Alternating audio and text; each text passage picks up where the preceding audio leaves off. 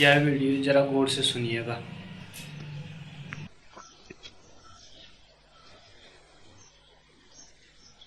पहला प्रश्न, वेदों में होमा पक्षी की कथा है। यह चिड़िया आकाश में बहुत ऊंचे पर रहती है, वहीं पर अंडे देती है। अंडा देते ही वह गिरने लगता है, परंतु इतने ऊंचे से गिरता है कि गिरते गिरते बीच में ही फूट जाता है। तब बच्चा गिरने लगता है। गिरते गिरते ही उसकी आंखें खुलती और पंख निकल आते। आंखें खुलने से जब वह बच्चा देखता है कि मैं गिर रहा हूं और जमीन पर गिरकर चूर चूर हो जाऊंगा, तब वह एकदम अपनी मां की ओर फिर ऊंचे चढ़ जाता है। इस कथा का आशय समझाने की अनुकंपा करें। नरेंद्र, यह कथा किसी पक्षी की कथा नहीं, मनुष्य की कथा है। मनुष्य के पतन, मनुष्य के बोध की कथा है। ऐसा ही मनुष्य है। आकाश में हमारा घर है, ऊंचाइयों पर हमारा घर है, लेकिन जन्म के साथ ही हम गिरना शुरू हो जाते। गिरने का कोई अंत नहीं है, क्योंकि खाई अतल है, कोई तल नहीं है खाई का। हम गिरते जा सकते हैं और गिरते जा सकते हैं। ऐसी कोई सीमा नहीं है जहां अनुभव में आए कि बस इसके आगे गिरना और नहीं हो सकता। और भी हो सकता है, और भी हो सकता है। अंतिम पापी अभी हुआ नहीं, कभी होगा नहीं, क्योंकि पाप में और परिष्कार हो सकते हैं, पाप में और नई ईजाद हो सकती है, पाप में और नई कलाएं जोड़ी जा सकती हैं। गिरने का कोई अंत नहीं। गिरते ही गिरते किसी दिन आंख खुलती है, गिरने की चोट से ही आंख खुलती है, गिरने की पीड़ा से ही आंख खुलती है। और उसी आंख के खुलने में मनुष्य को अपने घर की याद आनी शुरू होती। उस आंख का खुलना है दर्शन, दृष्टि। नहीं तो हम अंधे। ये बाहर की आंखें खुली हैं, इससे ये मत सोच लेना कि तुम्हारे पास आंखें। अगर तुम्हारे पास आंखें हैं तो फिर बुद्ध के पास क्या था? तुम्हारे पास आंखें हैं तो फिर महावीर के पास क्या था?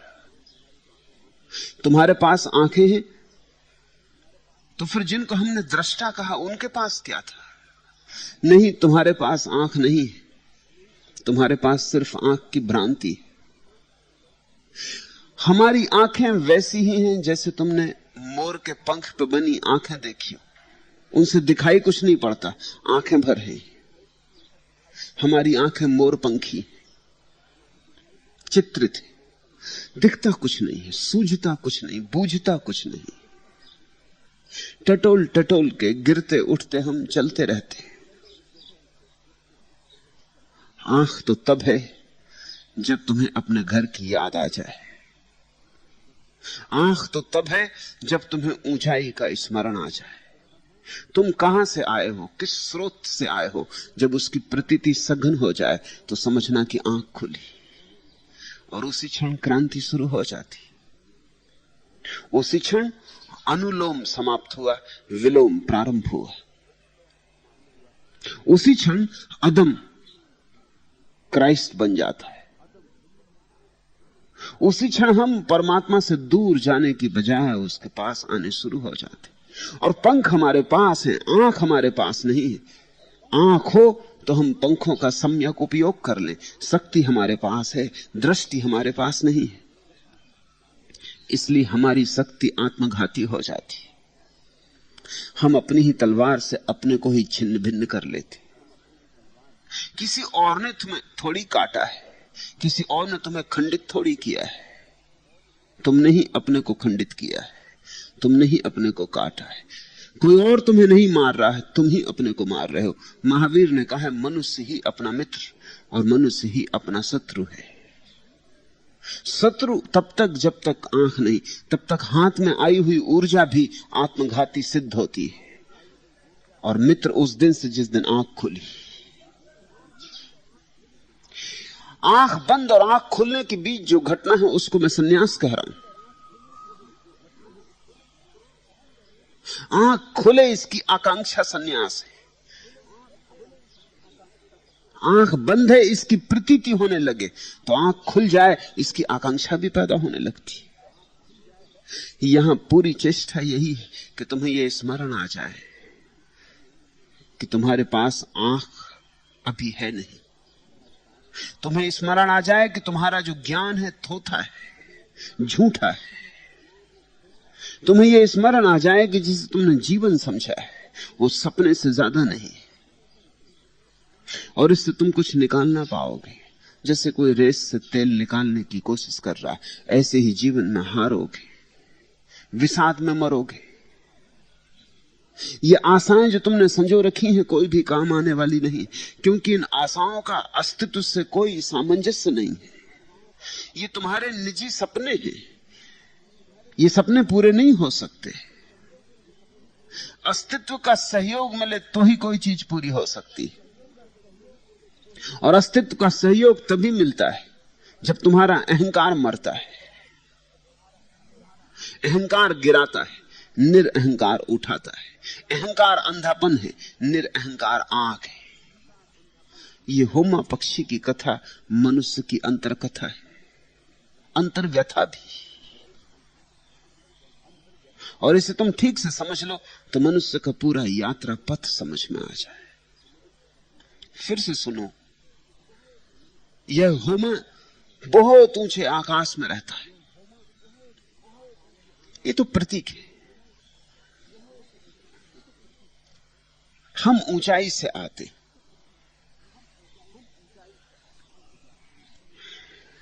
चार्ल्स डार्विन ने पश्चिम में एक विचार प्रतिपादित किया, विकासवाद का। वह विचार समस्त धर्मों के विपरीत है।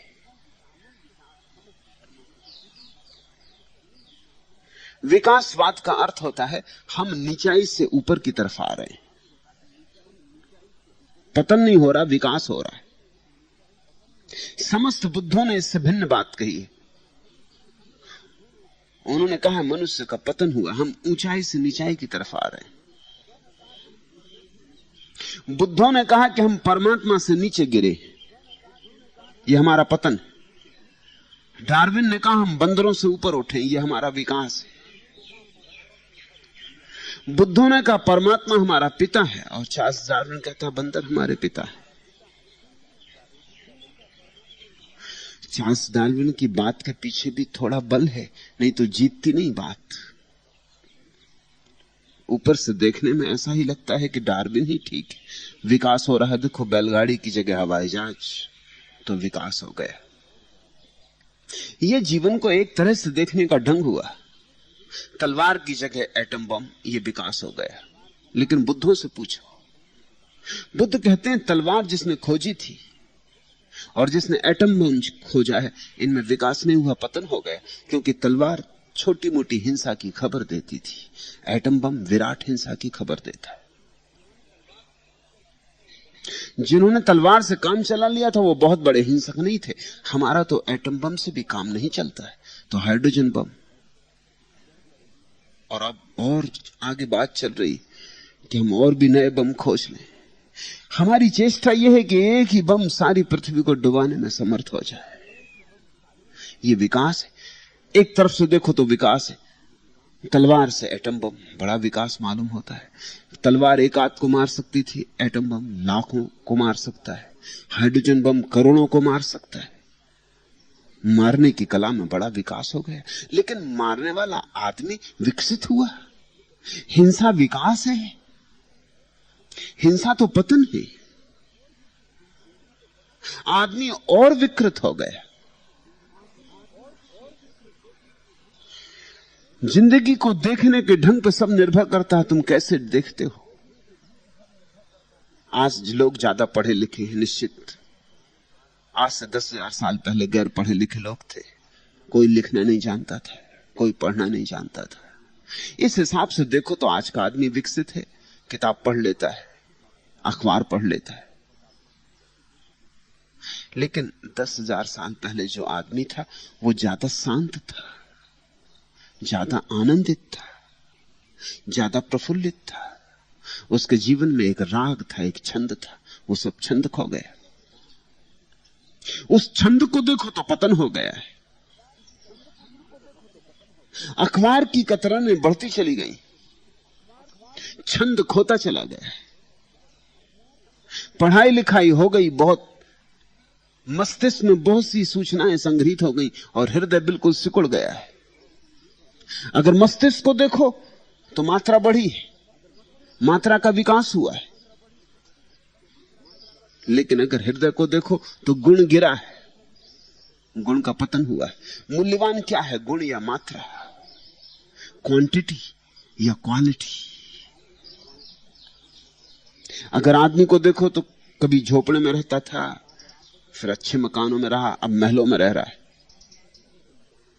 आज गरीब से गरीब आदमी जो कपड़े पहने हुए वो सम्राटों को उपलब्ध नहीं थे।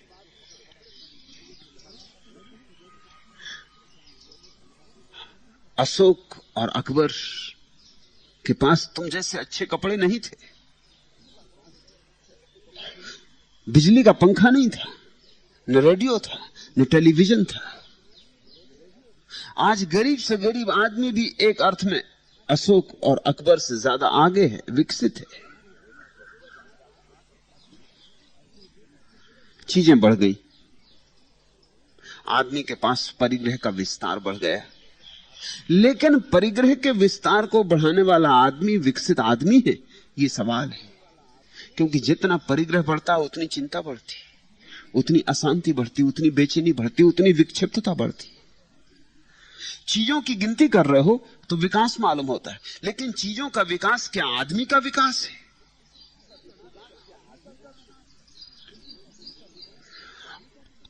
लोग कहते हैं जीवन स्तर बढ़ गया, स्टैंडर्ड ऑफ लाइफ। अच्छा मकान है, अच्छी सड़कें हैं, अच्छे कपड़े हैं, अच्छी दवाइयां हैं, जीवन स्तर बढ़ गया। इसको जीवन स्तर कहते हो? बस इतने पर जीवन समाप्त हो जाता है। जीवन गुण की बात है। क्या इसीलिए तुम बुद्ध का जीवन स्तर नीचा कहोगे क्योंकि वो भिक्षा पात्र लेकर सड़क पर भीख मांगते? तुम्हारे बड़े से बड़े अरबपति, तुम्हारे रॉकफेलर, तुम्हारे मार्गन, तुम्हारे फोर्स, सोचते हो कि बुद्ध से उनके पास बड़ा जीवन स्तर है? महावीर नग्न खड़े हैं, इसलिए क्या उनका जीवन स्तर तुमसे नीचा है? उनके पास वस्त्र नहीं, आत्मा है, गुणवत्ता है, भगवत्ता है।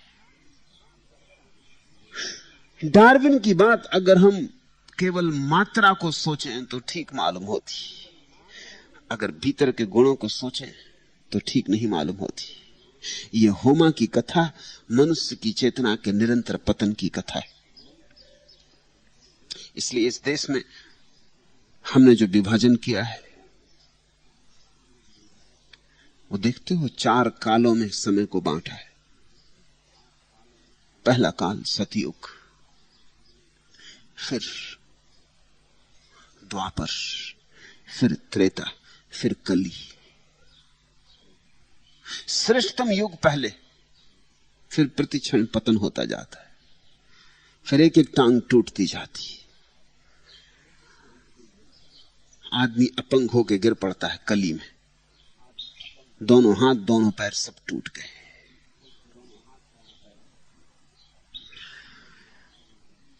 इसके पीछे बड़ा गहरा मनोविज्ञान है। इसे तुम एक एक आदमी की जिंदगी में भी देख सकते हो। बच्चा पैदा होता है तब वो सतयुग में होता है। बच्चे के जीवन में श्रद्धा होती, सरलता होती, निर्दोष भाव होता है, सौंदर्य होता है, आह्लाद होता है, आश्चर्य विमुग्ध बच्चा जीता है। छोटे बच्चे को देखो, अभी अभी ताजे पैदा हुए बच्चे को देखो, वो सतयुग में। सतयुग के लिए तुम्हें दार्शनिक सिद्धांतों में जाने की जरूरत नहीं, छोटे बच्चे को देखो, वो सतयुग में।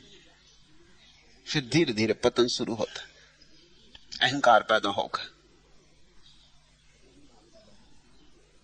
पतन शुरू हुआ, फिर परिग्रह बढ़ेगा, पतन और शुरू हुआ, और आखिर में तुम एक आदमी को देखो बुढ़ापे में, वो कलियुग है, सब यंत्रवत हो जाता है, जिंदगी बोझ हो जाती है। बूढ़ा आदमी मशीन की तरह हो जाता है, जीता है किसी तरह, सांस लेता किसी तरह, अब मरने की तैयारी है, मरने के सिवाय और कोई भविष्य नहीं। इसलिए इस देश में हमने कहा है कि कलयुग के बाद प्रलय हो जाएगी, मृत्यु। कलयुग के बाद फिर कोई और समय नहीं बचता, मृत्यु ही बचती। ये आदमी के सामान्य प्रत्येक व्यक्ति के जीवन की कहानी, और जो प्रत्येक व्यक्ति के जीवन की कहानी वही मनुष्य जाति की भी कहानी। होमा पक्षी गिरना शुरू होता है ऊंचाई से, परमात्मा के घर से। पहले अंडे में छिपा होता है, फिर अंडा भी टूट जाता है गिरते गिरते गिरते, फिर पंख भी निकल आते हैं गिरते गिरते गिरते, फिर आंख भी खुल जाती है गिरते गिरते। और जब आंख खुलती तब उसे समझ में आता है कि क्या हो रहा है। जब तक आंख नहीं खुली थी तब तक शायद वो सपना देखता हो कि मैं ऊंचाइयों पर जा रहा हूं, विकास हो रहा है, कि मैं अपनी मां को कितना पीछे छोड़ आया। हर बच्चा ऐसा ही सोचता है कि मैं अपने मां बाप को कितना पीछे छोड़ आया। पश्चिम के बहुत हंसोड़ लेखक मार्क ट्वेन ने लिखा है कि जब मैं 17 साल का था और विश्वविद्यालय से पहली दफा घर आया तो मुझे लगा, अरे मेरे माता पिता कितने गंवार हैं। फिर जब मैं 24 वर्ष का हो गया और विश्वविद्यालय से सारी शिक्षाएं पूरी करके लौटा, तब मैं बड़ा चकित हुआ कि इन 7-8 सालों में मेरे माँ बाप ने बड़ा विकास कर लिया, ये बड़े बुद्धिमान हो गए। जैसे जैसे समझ बढ़ी वैसे वैसे माता पिता में बुद्धिमत्ता दिखाई पड़ी। जितनी समझ कम थी उतने माता पिता बुद्धू मालूम होते थे। जवानी में हर युवक सोचता है कि माँ बाप मेरे मूड हैं। क्यों सोचता है? मैं विकास कर रहा हूं, मैं आगे जा रहा हूं। मेरे माँ बाप को पता क्या है? ये अभी भी पुराने ढर्रे के लोग अभी भी पुरानी रूढ़ी में चल रहे हैं और जी रहे हैं। इन्हें कुछ पता नहीं, जिंदगी कहां से कहां चली गई इन्हें कुछ पता नहीं। जवानी में हर आदमी क्रांतिकारी होता है और सोचता है कि मैं जिंदगी को बड़े आगे ले जा रहा हूं। वो सिर्फ जवानी का भ्रम है। पक्षी जब तक उसकी आंखें बंद हैं यही सोचता होगा कि मैं आगे बढ़ता जा रहा हूं। कितना आगे बढ़ता जा रहा हूं, कितना दूर निकल आया, माँ बाप को कितने पीछे छोड़ आया। बेचारी मां वहीं के वहीं। जब आंख खुलती तब उसे पता चलता है कि मैं दूर तो निकल आया लेकिन आगे नहीं निकल आया हूं। दूर निकल आना प्रत्येक व्यक्ति होमा पक्षी। वेदों में 2 शब्द बड़े बहुमूल्य हैं, होमा और सोमा। दोनों समझने जैसे, दोनों प्रतीक हैं। शायद दोनों का जन्म एक ही शब्द से हुआ होगा, क्योंकि कुछ लोग सा को हा उच्चारण करते। तो होमा और सोमा हो सकता है एक ही शब्द से आए हो, सिर्फ उच्चारण भेद हो गया है। इस सा और हा के कारण ही तो हिंदुस्तान का नाम पड़ा। जब आर्य भारत में आके बसे तो उनका ही एक हिस्सा ईरान में बसा, उनका एक कबीला ईरान में बसा। ईरान का पुराना नाम है आयरान, आयरान से ही ईरान बना।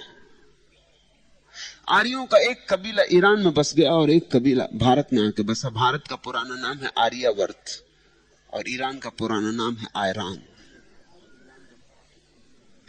ईरान में जो आर्य बसे वे सा का उच्चारण हा की तरह करते थे। इसलिए जब उन्होंने पहली दफा भारत की यात्राएं की, अपने मित्रों से मिलने आए होंगे, अपने सगे संबंधियों से मिलने आए होंगे, तो सिंधु नदी को उन्होंने हिंदू नदी कहा। उसी से हिंदू शब्द पैदा हुआ, उसी से हिंदुस्तान शब्द पैदा हुआ, और उसी से इंडिया शब्द पैदा हुआ। उन्होंने इसको हिंदू कहा, और जब इसे वो वापस ले गए और उनके द्वारा ये शब्द जाके पश्चिम की तरफ यात्रा पर निकला, तो कुछ जातियां थी जो हा का उच्चारण ई की तरह करती, तो उन्होंने हिंदू को इंदु उच्चारण करना शुरू किया। इंदु से इंदस, इसलिए अंग्रेजी में सिंधु नदी का नाम है इंदस, और फिर इंदस से इंडिया, भारत का नाम इंडिया हो गया। ये सारी बात पैदा हुई सिर्फ इसी बात से कि कुछ लोग हा की तरह उच्चारण करते थे सा का। होमा और सोमा एक ही शब्द होंगे, सिर्फ उच्चारण भेद हो गया है। सोमा का अर्थ होता है वह परम मादक द्रव्य जिससे पी के आदमी सदा के लिए मस्त हो जाता है, वह आखिरी शराब जिसे पी लेने पर फिर नशा नहीं उतरता। वेदों में सोमा की बड़ी प्रशंसा है, और ये मान के कि सोमा नाम की कोई जड़ी बूटी होती होगी जैसे भंग और गांजा होता, क्योंकि नशे की बात है। न मालूम कितने लोग सोमा की तलाश करते रहे सदियों से, अभी भी तलाश जारी है। अभी पश्चिम के एक बहुत बड़े वैज्ञानिक ने कोई 20 वर्ष हिमालय में तलाश करके किताब लिखी, बड़ी किताब लिखी कि मैंने खोज ली वो जड़ी बूटी। वो जड़ी बूटी है ही नहीं, खोजोगे कैसे? सोमा तो सिर्फ प्रतीक है, जैसे होमा एक प्रतीक है। अब तुम होमा पक्षी को खोजने मत निकल जाना, नहीं तो कहीं नहीं मिलेगा। ये बात हो ही नहीं सकती कि इतनी ऊंचाई पर मां अंडा दे। ऊंचाई पर रहेगी कैसे? घोंसला कहां बनाएगी? अंडे को रखेगी कहां? इतनी ऊंचाई तो कोई भी नहीं जहां से अंडा गिरे, और गिरते ही गिरते गिरते ही गिरते पक्षी निकल आए, और गिरते ही गिरते गिरते ही गिरते पंख निकल आए, और गिरते ही गिरते गिरते ही गिरते आंखें खुल जाएं। ऐसी तो कोई ऊंचाई नहीं। यह प्रतीक कथा है। सोमा भी कोई जड़ी बूटी नहीं, वो परमात्मा को पी जाने का नाम है, वो परम औषधि को पी जाने का नाम है। ये प्रतीक है। जब कोई व्यक्ति सोमरस पी लेता है, सोमरस यानी प्रभु रस, रसो वैसा, जब प्रभु के रस को कोई पी लेता है तो फिर जो मस्ती आती है वो कभी टूटती नहीं। यहां तो जितने भी रस उपलब्ध हैं सबकी मस्ती टूट ही जाती, क्षण भंगुर है, अभी है अभी समाप्त हो जाएगी। कीमती से कीमती शराब भी कितनी देर काम आएगी, थोड़ी देर विस्मरण हो जाता है, फिर सब वही जाल शुरू हो जाता है। मगर भक्ति का एक ऐसा रस है, एक ऐसी मधुशाला है जहां अगर तुमने पी लिया तो बस पी लिया, उसको पीते ही तुम मिट जाते हो, विस्मरण नहीं होते, मिट ही जाते हो, गल ही जाते हो, खो ही जाते हो। तो सोमा प्रतीक है परम रस का, और होमा प्रतीक है उस परम ग्रह का, उस मात्र ग्रह का, उस मात्र भूमि का जहां से हम आए। हम बड़ी ऊंचाइयों से आ रहे हैं, हम अगम्य ऊंचाइयों से आ रहे हैं। हमारे तथाकथित गौरी शंकर इत्यादि कुछ भी नहीं, बच्चों के खिलौने, जिन ऊंचाइयों से हम आ रहे हैं, हम परमात्मा से आ रहे हैं। कोई अभी अंडे में ही है,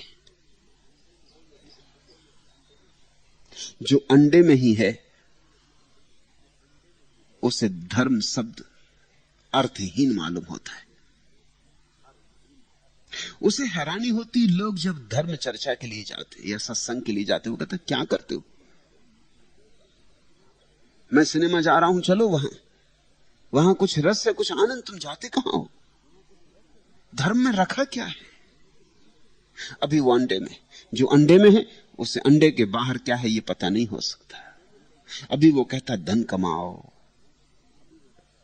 राजनीति में उतरो, चुनाव लड़ो, पद प्रतिष्ठा बनाओ, इसमें कुछ सार है। ये तुम किस धुन में पड़ गए हो? तुम गलत रास्ते पे जा रहे हो। जिंदगी में कुछ कर जाओ, कुछ निशान छोड़ जाओ, हस्ताक्षर छोड़ जाओ, कि तुम्हारा लोग याद करें, इतिहास में तुम्हारी याद रह जाए।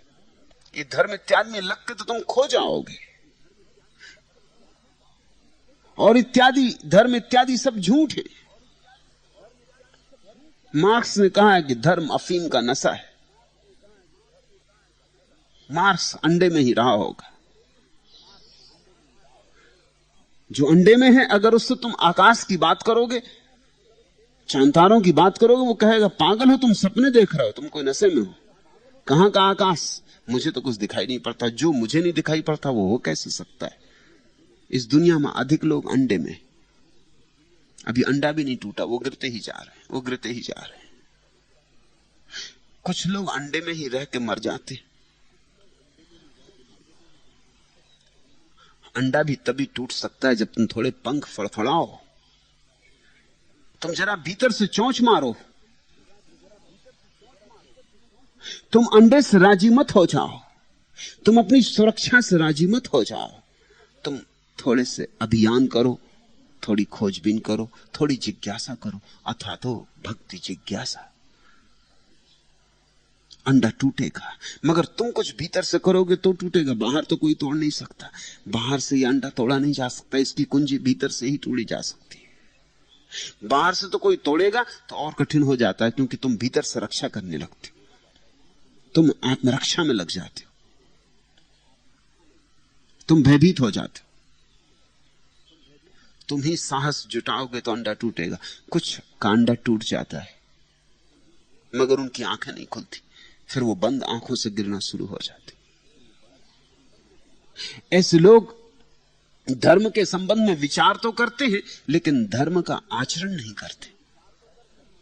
सोचते हैं, कहते हैं धर्म अच्छी बात है, ईश्वर इत्यादि की सैद्धांतिक चर्चा करते हैं, गीता इत्यादि पढ़ते हैं, कुरान पढ़ते हैं, शब्द कंठस्थ कर लेते, लेकिन उनके जीवन में कोई रंग नहीं होता। जीवन को नहीं रंगते। बातचीत ही होता है धर्म, बकवास होता है धर्म। बहुत लोग ऐसे ही बकवास करते समाप्त हो जाते। बहुत थोड़े से सौभाग्यशाली लोग जो आंख खोलने की चेष्टा में संलग्न होते हैं। भजन से खुलती है आंख। भजन की ऊर्जा में ही आंख के खुलने की संभावना, या ध्यान से खुलती है आंख। एक ही बात को कहने के दो ढंग। ध्यान से या भजन से आंख खुलती है। भजन के संबंध में मत सोचते रहो, भजन करो। धर्म तुम्हारा कृत्य हो तो आंख खुलेगी, और आंख खुलते ही क्रांति घट जाती। आंख खुलते ही दिखाई पड़ता है तुम गिर रहे हो, रोज रोज गिरते जा रहे हो। हम सब मृत्यु के मुंह में गिरते जा रहे हैं। वही है जमीन से टकरा के टूट जाना। देखते नहीं कितने लोग टूट के गिर गए और अपनी कब्रों में पड़े। तुम भी कितनी देर चलोगे, जल्दी ही टकरा जाओगे, टूटोगे और कब्र में समा जाओगे। कोई भी खो गई घड़ी वापस नहीं मिलती। जो समय गया गया। आंख खुलते ही दिखाई पड़ता है कि बहुत मैं गंवा चुका हूं, अब और गंवाने की जरूरत नहीं। तत्क्षण दिशा रूपांतरित हो जाती। पंख तो तुम्हारे पास ही हैं। आंख ना हो तो अपने पंख भी नहीं दिखाई पड़ते। आंख ना हो तो मैं कितनी संपदा लेकर पैदा हुआ हूं ये भी दिखाई नहीं पड़ता। आंख ना हो तो पता ही नहीं चलता कि मेरे भीतर हीरे जवारातों की खदान है। प्रभु का राज्य मेरे भीतर है। परमात्मा ने पूरा पाथे देकर भेजा है, मगर आंख तो चाहिए ही चाहिए। कहते रहते हैं बुद्ध और क्राइस्ट और कृष्ण कि परमात्मा का राज्य तुम्हारे भीतर है। तुम सुन भी लेते हो, फिर अपनी दुकान पर बैठ जाते हो। सुन लेते हो और अनसुना कर देते हो। क्राइस्ट ने बहुत बार अपने शिष्यों से कहा है, अगर आंखें हो तो देख लो, मैं तुम्हारे सामने खड़ा हूं। कान हो तो सुन लो, मैं चिल्ला रहा हूं। जिनसे कहा था उनके पास तुम जैसी ही आंखें थी, तुम जैसे ही कान थे। अंधों से बात नहीं कर रहे थे, लेकिन साधारण आदमी अंधा ही तो है, बहरा ही तो है, लंगड़ा ही तो है, सोचता ही है, करता नहीं। कृत्य से जीवन रूपांतरित होता है। कुछ लोग सौभाग्यशाली हैं जिनकी आंख खुलती, बस आंख खुलने का क्षण संन्यास का क्षण है,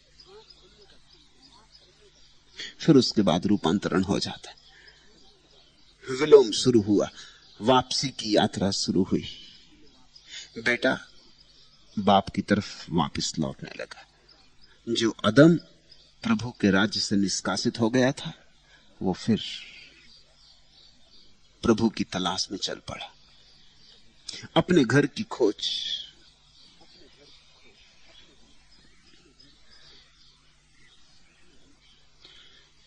इस होमा पक्षी की कथा को कथा मान के तुम पढ़ लोगे तो चूक जाओगे इसका रस। इसमें पूरी प्रक्रिया छिपी हुई है।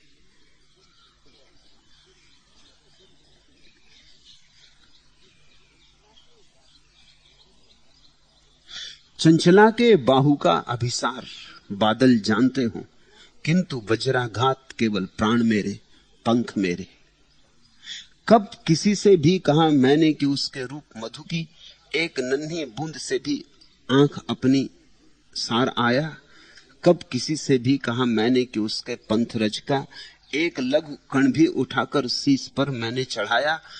कम नहीं जाना अगर जाना कि इसका देखने को स्वप्न भी क्या मूल्य पड़ता है चुकाना जिंदगी को। चंचला के बाहु का अभिसार बादल जानते हो, किंतु वज्राघात केवल प्राण मेरे पंख मेरे। जब भरे भूरे घनों के बीच में दामनी दमकती, तब अचानक एक बिजली दौड़ जाती है परों में। धन्य भागी हैं वे। बिजली की चमक जब आकाश में गूंज जाती है तो जिनके पर फड़फड़ा उठते। बुद्ध में और कृष्ण में और क्राइस्ट में हुआ क्या? बिजली चमकी। जिनमें थोड़ा भी प्राण था, जो थोड़े भी जीवंत थे, उनके पंख फड़फड़ा गए। जो मुर्दा थे उनको कुछ भी ना हुआ, वो जैसे थे वैसे ही बैठे रहे। जब भरे भूरे घनों के बीच में दामनी दमकती, तब अचानक एक बिजली दौड़ जाती है परों में।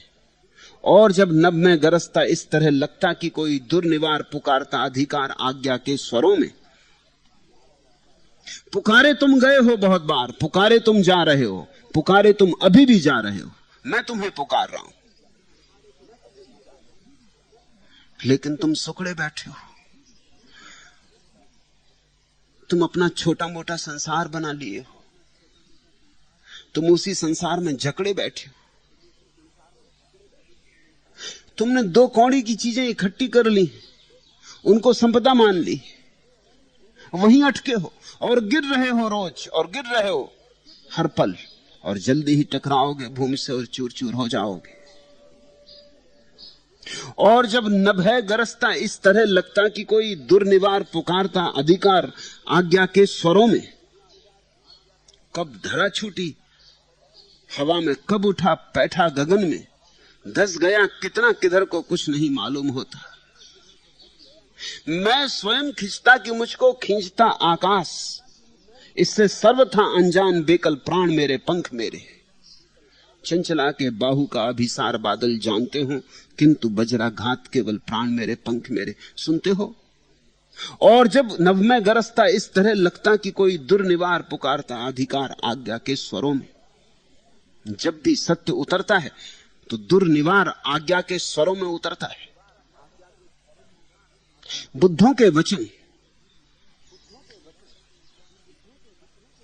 अधिकारपूर्ण वचन है। दार्शनिकों के वचनों में झिझक होती। दार्शनिक कहते शायद ऐसा हो। बुद्ध पुरुष कहते हैं ऐसा है, मैं रहा प्रमाण, और तुम चलो आओ मेरे साथ और तुम भी बन जाओगे प्रमाण। दार्शनिक कहता है मैं सोचता हूं, अनुमान करता हूं, शायद ऐसा हो, शायद ईश्वर हो, होना चाहिए, होगा ही। दार्शनिक जीवन को नहीं बदल पाता। दार्शनिकों में और दृष्टाओं में यही फर्क है। दार्शनिक अंधे आदमी की तरह है जो रोशनी के संबंध में वक्तव्य दे रहा है, जो कह रहा है कि होनी चाहिए। इतने लोग कहते हैं तो ठीक ही कहते होंगे। रोशनी जरूर होनी चाहिए, बिना रोशनी के कैसे जीवन होगा। अनुमान लगाता है, तर्क करता है, विचार करता है, शास्त्र उल्लेख करता है।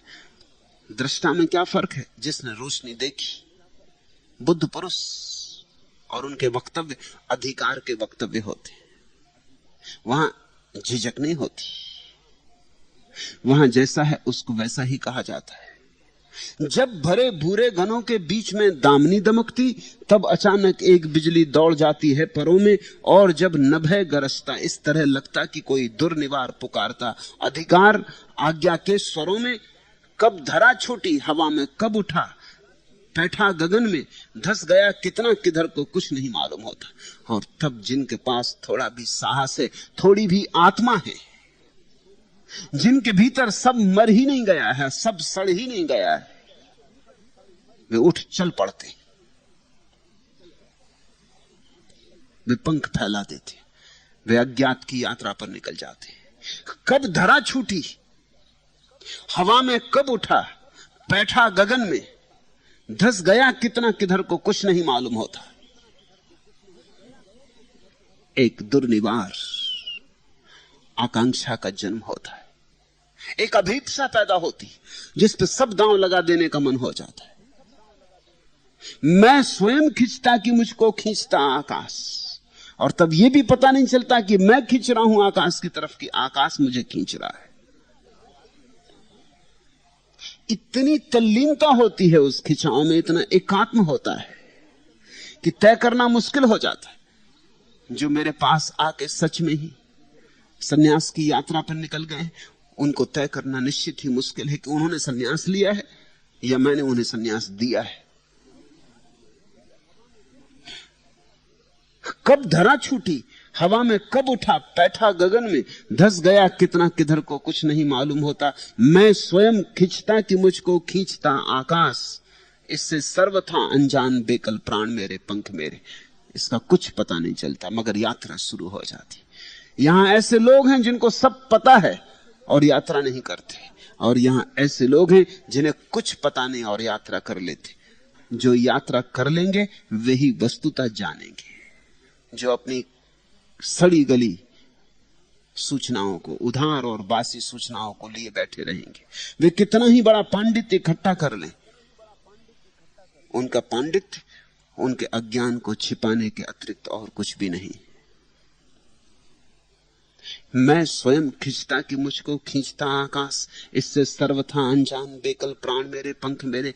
चंचला के बाहु का अभिसार बादल जानते हूं, किंतु वज्राघात केवल प्राण मेरे, पंख मेरे। जीवन का आघात, वज्राघात अनुभव करो, खोलो आंख। अगर अपने अंडे में बंद हो अब तक सुरक्षा के, तो तोड़ो अपने अंडे को,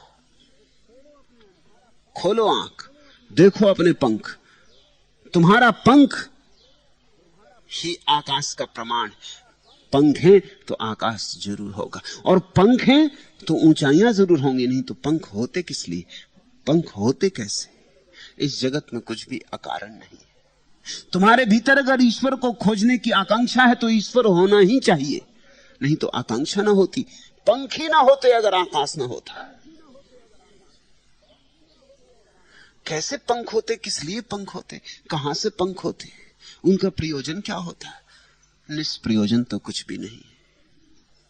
तुम्हारा पंख इस बात का प्रमाण कि आकाश है, ऊंचाइयां हैं जो जाननी, और जिन्हें बिना जाने कोई तृप्ति नहीं हो सकती। बनो होमा पक्षी, और तुम होमा पक्षी बनो तो एक दिन सोमा का पान होगा। तुम होमा पक्षी बनो तो एक दिन सोम रस तुम्हारे कंठ से उतरेगा। तुम उस परमात्मा को पी सकोगे। उसे बिना पिए तृप्ति नहीं।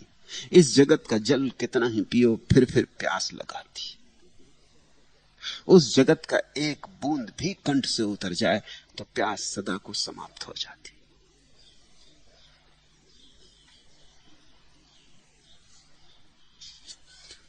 दूसरा प्रश्न।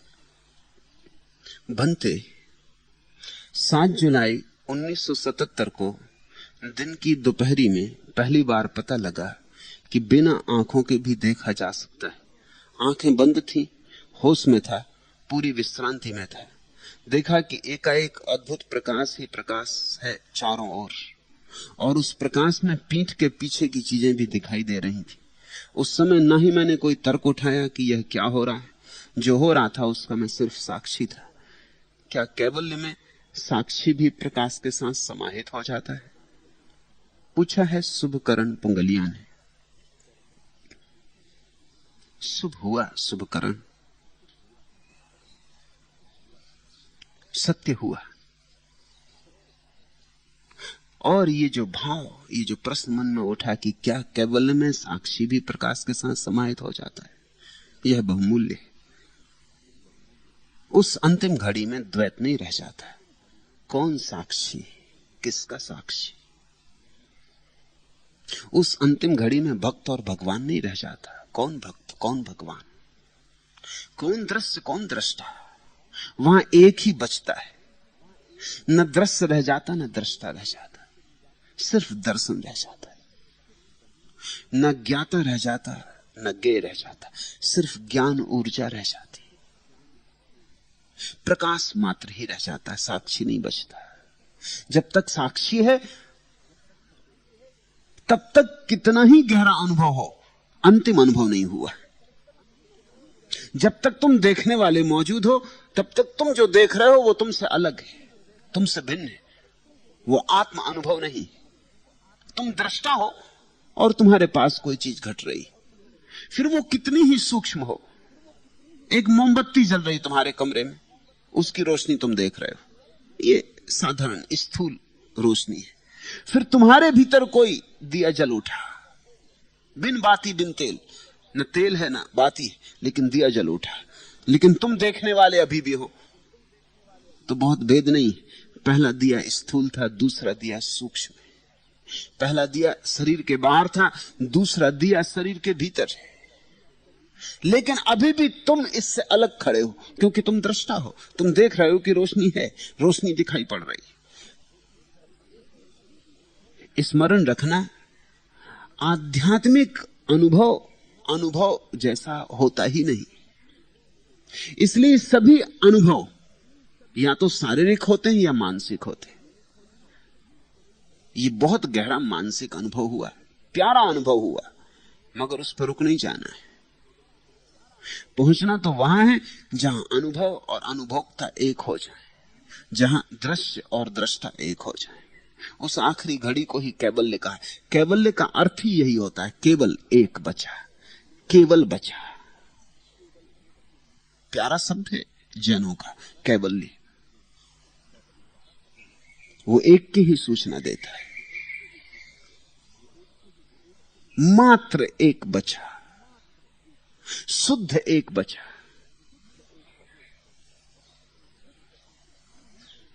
वहां फिर कोई अनुभव नहीं रह जाते। इसलिए अंतिम अनुभव अनुभव जैसा नहीं होता,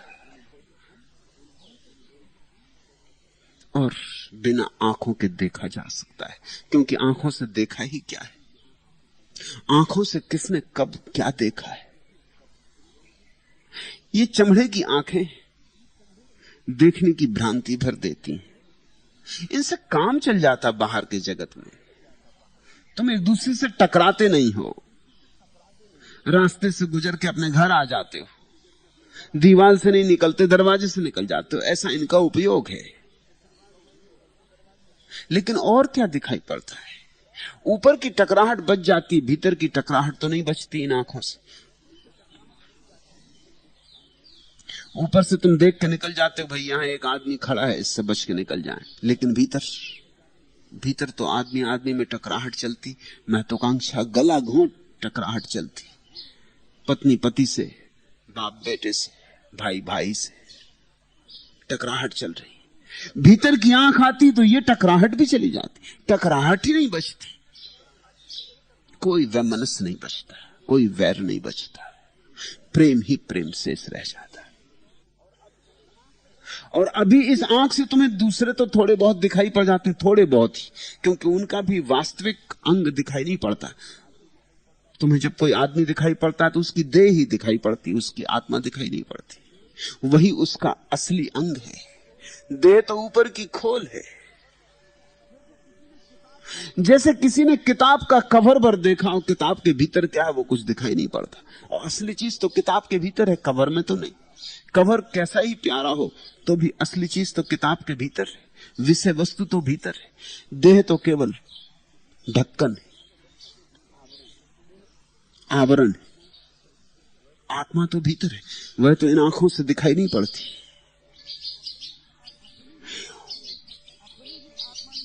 अपनी ही आत्मा नहीं दिखाई पड़ती इन आंखों से, तो दूसरे की तो कैसे दिखाई पड़ेगी। इसलिए सम्यक दृष्टि, ठीक आंख, आत्म अनुभव का नाम है। जब तुम्हें भीतर स्वयं का भाव समझ में आ जाए कि मैं कौन, उस भाव के साथ तुम्हें औरों के भीतर भी दिखाई पड़ने लगेगा कि वे भी कौन है, और तुम पाओगे एक ही फैला हुआ है, कैवल्य का विस्तार है।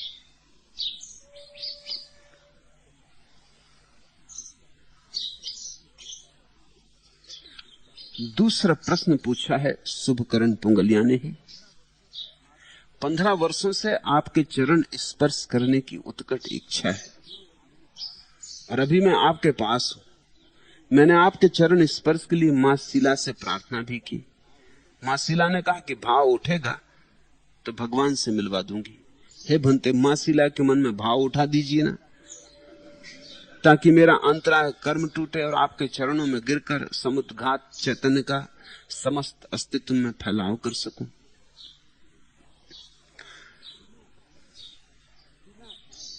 शीला में भाव उठाने से कुछ भी ना होगा, और शीला का मतलब भी यही था। उसका मतलब ये नहीं था कि शीला में जब भाव उठेगा तब, उसका मतलब यही था कि जब तुम में भाव उठेगा तब। तुम्हारे भीतर इच्छा तो है पैर छूने की, भाव अभी नहीं उठा है। इच्छा और भाव में बड़ा फर्क है। भाव का अर्थ होगा कि तुम सच में ही झुकने को तैयार हो गए, लेकिन तुमने अभी संन्यास भी नहीं लिया है, भाव तो नहीं उठा है। इच्छा है, एक वासना है।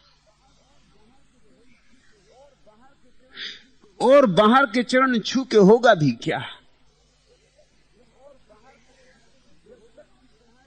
जब तक कि तुम्हारे भीतर झुक जाने की ऐसी भाव दशा ना आ जाए कि समर्पित हो जाऊं,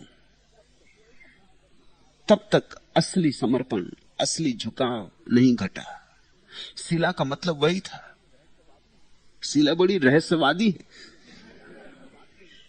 उसने ठीक बात कही कि जब भाव उठेगा। उसने इतना ही कहा कि तुम्हारी इच्छा तो है, जाहिर है 15 साल से तुम कहते हो तो झूठ ना कहते हो कि ठीक ही कहते हो, लेकिन भाव बड़ी और बात है। भाव का मतलब है कि अब ऊपर ही ऊपर से क्या झुकना, ऊपर के चरण क्या छूने, अब भीतर से ही एकता बना ले। संन्यास का और क्या अर्थ होता है? इतना ही अर्थ। और अब तो तुम्हारे जीवन में थोड़े भीतर के अनुभव भी लगने लगे। अब तो संन्यास की घड़ी आ गई। 15 वर्ष बाहर के चरण छूने का ही विचार करते रहे क्या? 15 जन्म भीतर के चरण छूने का विचार करोगे? ऐसा समय मत गमाओ।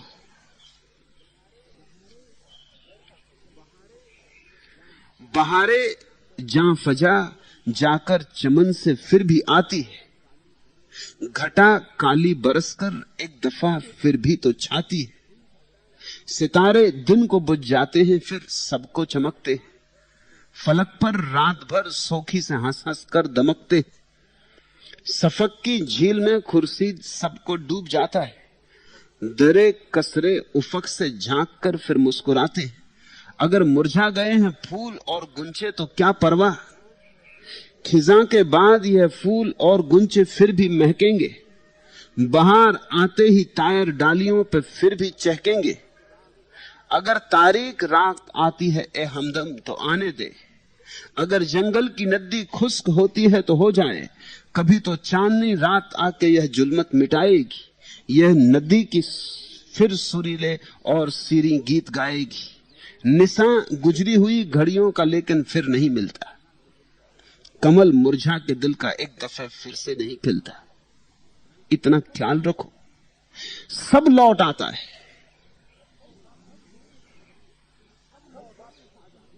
सब वापस आ जाता है।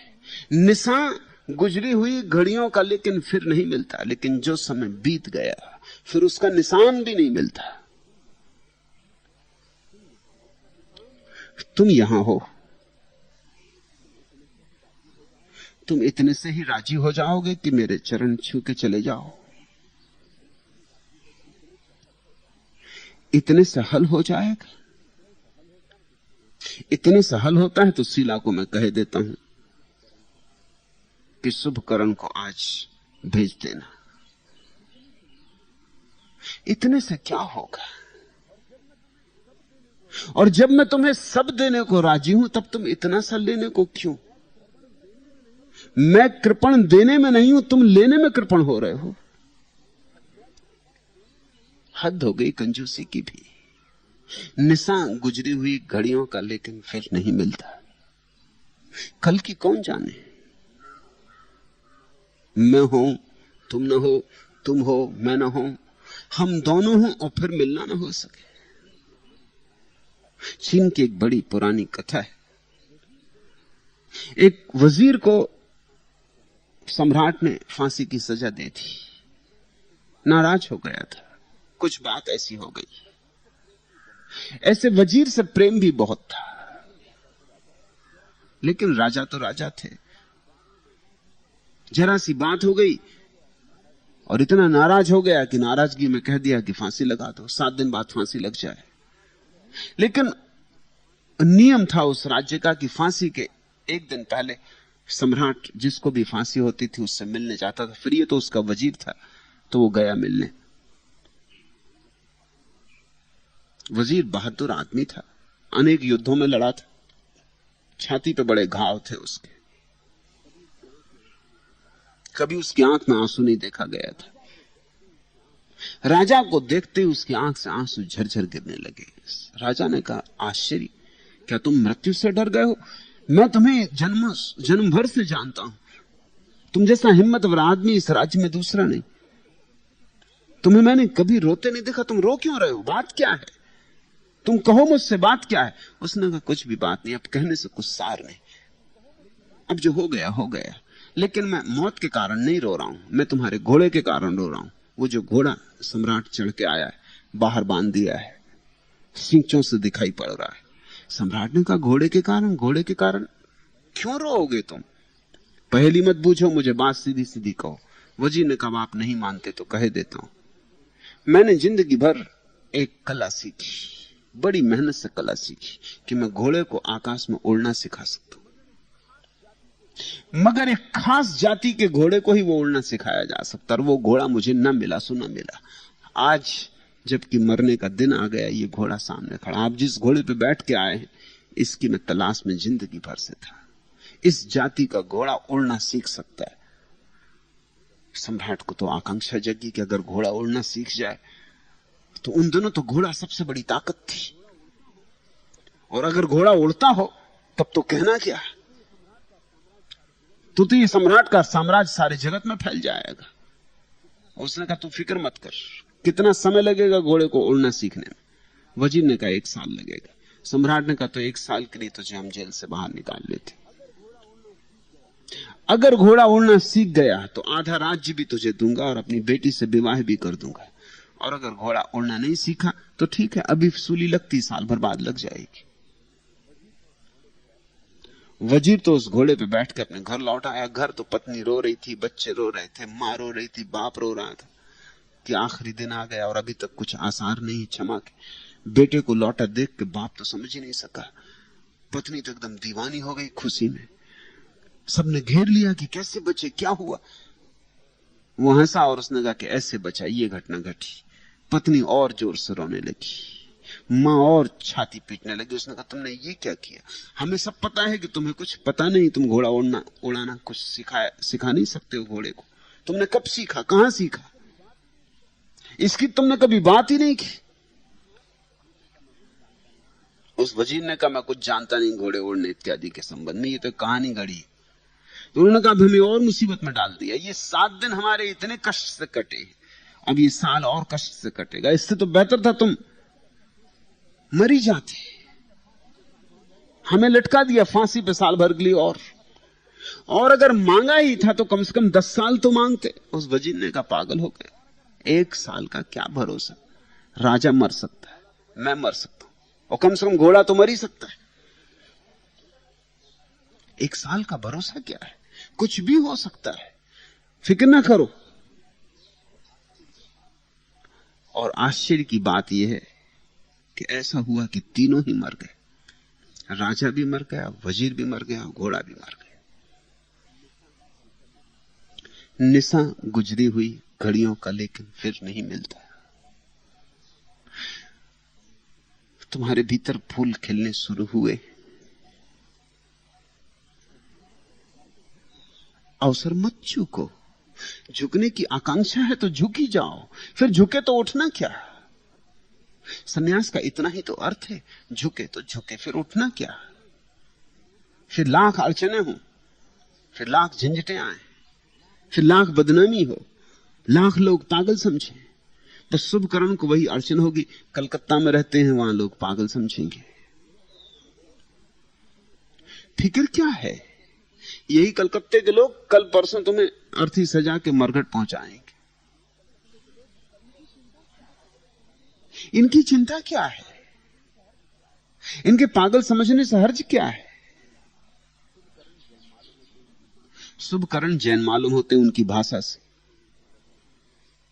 जैनों से डर रहे होंगे। मुनि साधु इत्यादि पीछा करेंगे कि तुम्हें क्या हो गया, भ्रष्ट हो गए। स्वीकार कर लेना कि भ्रष्ट हो गए, पागल हो गए, अब करें क्या, कुछ पता नहीं। जब भरे भूरे घनों के बीच में दामनी दमकती, तब अचानक एक बिजली दौड़ जाती है परों में। और जब नभे गरजता, इस तरह लगता कि कोई दुर्निवार पुकारता अधिकार आज्ञा के स्वरों में। मैं तुम्हें पुकार रहा हूं दुर्निवार अधिकार आज्ञा के स्वरों में। कब धरा छूटी, हवा में कब उठा, बैठा गगन में, धस गया कितना किधर को कुछ नहीं मालूम होता। मैं स्वयं खिंचता कि मुझको खींचता आकाश, इससे सर्वथा अनजान बेकल प्राण मेरे, पंख मेरे, चंचला के बाहु का अभिसार बादल जानते हो, किंतु वज्राघात केवल प्राण मेरे, पंख मेरे। कह देना पागल हो गया हूं, कह देना मैं क्या करूं, मैं खींचा कि आकाश ने खींचा, क्या हुआ कुछ पता नहीं। कह देना मैं करता क्या, बिजली ऐसी चमकी कि मेरे पंख फड़के, कि उड़े बिना नहीं रहा जा सका। लोगों के मंतव्यों के कारण लोग रुके। लोगों का मूल्य क्या, उनके मंतव्यों का मूल्य क्या, उनके मंतव्यों से तुम्हें मिलेगा क्या, उनके मंतव्यों से किसको कब कुछ मिला है। साहस करो। शीला को तो मैं भाव उठा देता हूं, मगर उससे कुछ भी ना होगा, तुम ही भाव उठाओ। समय आ गया, ठीक घड़ी है, उसे चूको मत।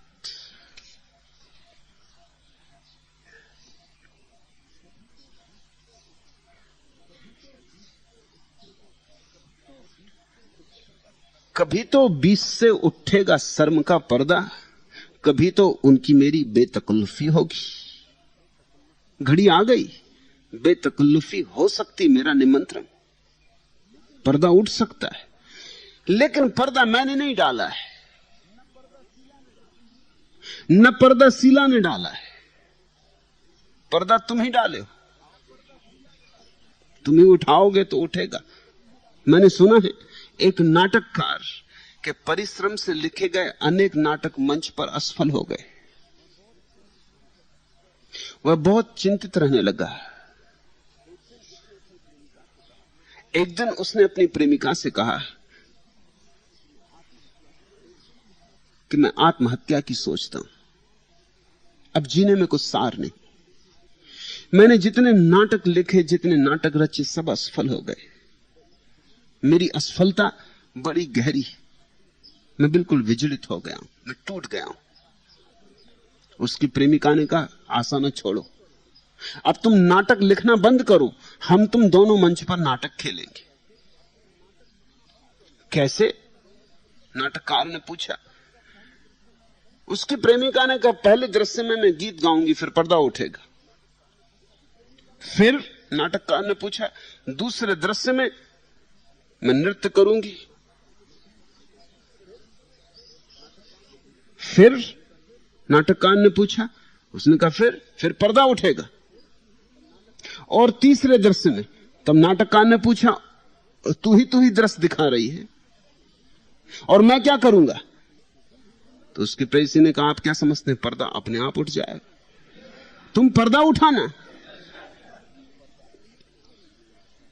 पर्दा अपने आप नहीं उठता, ये तो सच, मगर सिला के उठाए बिना उठेगा शुभकरण। तुम्ही को उठाना पड़ेगा, तुम्ही ने डाला है। मैं तो तैयार हूं कि पर्दा उठे, और तुम्हारी आत्मा भी भीतर तैयार हो गई है, और तुम्हारी आकांक्षा भी जगी है, लेकिन तुम कुछ भयभीत हो, कुछ संकोच से भरे हो, कुछ छोटे मोटे डर। जाने दो अब उन छोटे मोटे डरों को। इस जगत में कुछ भी चिंता योग्य नहीं। जहां सभी खो जाना है, वहां क्या चिंता?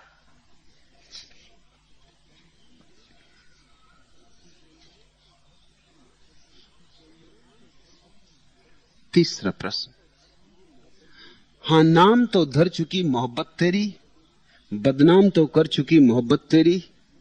कहते हैं जो लोग हम समझते भी नहीं, अब हद से गुजर चुकी मोहब्बत तेरी।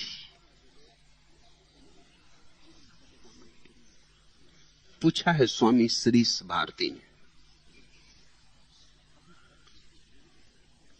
अभी हद से गुजरी नहीं होगी, अभी थोड़ी थोड़ी कमी होगी, अन्यथा पूछने को कौन बचता, कहने को कौन बचता। ऐसी घड़ी आती है जरूर जब हद से मोहब्बत गुजर जाती, तब तो पता ही नहीं चलता, पता करने वाला ही डूब जाता है। तुम प्रेम में तो हो, लेकिन कुछ कुछ अपने को बचा रहे होगे, अपने को समझा भी रहे होगे कि प्रेम अब हद से आगे गुजर गया। प्रेम बड़ी अनूठी घटना है। इस जगत में प्रेम सबसे बड़ा पागलपन है, मगर सबसे बड़ी बुद्धिमत्ता भी। प्रेम बड़ा विरोधाभास है। प्रेम की बड़ी पीड़ा भी है और बड़ा आनंद भी। पीड़ा है कि अहंकार को मरना पड़ता है, और आनंद है क्योंकि निरअहंकार में ही आनंद अवतरित होता है। फिर जिसको हमने अब तक प्रेम समझा है इस दुनिया में, वो तो क्षण भंगुर का प्रेम होता है। वो तो जैसे प्याली में तूफान। जो प्रेम मैं तुम्हें सिखा रहा हूं वो क्षण भंगुर का प्रेम नहीं है, वो शाश्वत का प्रेम है। उसकी कहां हद है? तुम अपनी हद से गुजर जाओगे, मगर उस प्रेम की कहां हद है? वो प्रेम बेहद है, अनहद उसका नाम है, उसकी कोई सीमा नहीं। जिस प्रेम की सीमा होती है वह प्रेम सांसारिक, जिस प्रेम की कोई सीमा नहीं होती वही प्रेम आध्यात्मिक। मगर तुम्हारी अड़चने मैं समझता हूं। तुमने इन पंक्तियों में अपनी अड़चन की तरफ ही इशारा किया है। आखिर हमें कहना ही पड़ा हाल दिल अपना, अच्छे हैं वही लोग जो उल्फत नहीं करते। तुमने निवेदन किया है कुछ इन पंक्तियों में। पीड़ा तो है प्रेम की, बड़ी पीड़ा तो यही कि तुम मिटते जाते हो, तुम धीरे धीरे गलते जाते हो। तुम मेरे पास आते हो तब तुम्हें यह पता भी नहीं होता। तुम तो मेरे पास आते हो और सबल होने को, तुम तो मेरे पास आते हो अपने अहंकार को और भर लेने को, कि थोड़ा ज्ञान बढ़े, थोड़ा ध्यान बढ़े। संसार में तो थोड़ा कब्जा है ही, थोड़ा परलोक में भी कब्जा हो जाए, थोड़ा पुण्य बढ़े। यहां तो सब ठीक ठाक जमा लिया, स्वर्ग में भी इंतजाम कर लूं, जाने के पहले तैयारी कर लूं, आरक्षण करवा लूं। इधर तो जीत की काफी पताकाएं फहरा दी हैं, अब वहां स्वर्ग में भी बड़ा झंडा गड़ा दूं। तुम आते इस तरह की आकांक्षाओं से, अब मैं धीरे धीरे तुम्हारे झंडे गिराने लगता हूं, और मैं धीरे धीरे तुम्हारी धारणाओं को बदलने लगता हूं। एक बार तुम मेरे प्रेम में पड़ गए तो फिर धीरे धीरे धीरे धीरे तुम राजी होते जाते हो। एक दिन तुम्हारा सारा अहंकार खो जाता है, मगर अहंकार बिना जद्दोजहद के नहीं जाता, बड़ी पीड़ा देता है। लेकिन अगर प्रेम लग गया तो जाना ही पड़ता है, चाहे कितना ही लड़े, उसकी हार फिर सुनिश्चित है। प्रेम का एक छोटा सा बीज भी अहंकार के पहाड़ को मिटा देने को काफी। प्रेम की एक छोटी बूंद भी अहंकार के समुद्रों को हरा देने के लिए पर्याप्त है। वह बात की जिस बात पे दिल दे बैठे, याद करने पे भी आती नहीं याद मुझे। ऐसा भी हो जाएगा एक दिन कि जब अहंकार बिल्कुल चला जाएगा, ये पहाड़ टूट जाएगा, तब तुम्हें याद भी ना आएगा कि कौन सी बूंद गिरी थी, कौन सी बूंद इस पहाड़ को गला गई, किस बात पर दिल दे बैठे थे। शायद उसका पता भी ना चले, वो इतनी सूक्ष्म रही हो, इतनी छोटी रही हो।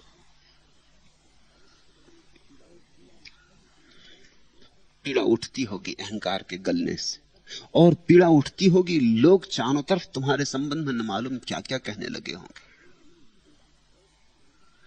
हंसना उनकी बातों पर, क्योंकि सच पूछो तो वे ही पागल है।